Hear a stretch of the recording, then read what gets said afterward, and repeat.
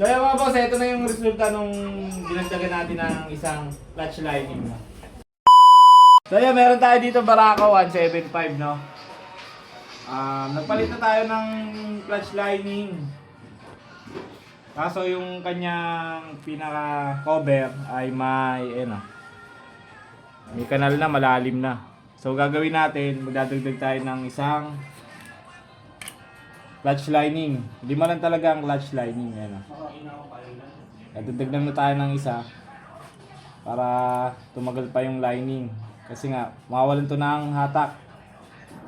Gawa nga ng pudpud na to. Tapos dito sa may pinaka titi niya, maglalagay tayo ng washer. Ito 2mm o kaya 3mm, pwede na yan. Kasi pag di natin nilagyan, hahaba to. Gawa nga na nagpatong tayo ng isang lining. So yun lang. Yan. Para hindi umaba, kailangan nyo maglagay ng washer 2 o 3mm na.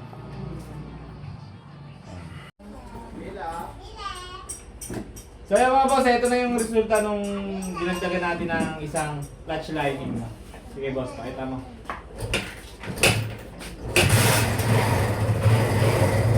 Yan yung paanyot. Yan o. So yun lang mga solusyon dun sa may kayod yung cover ng clutch housing. Dagdagan nyo na isang lining.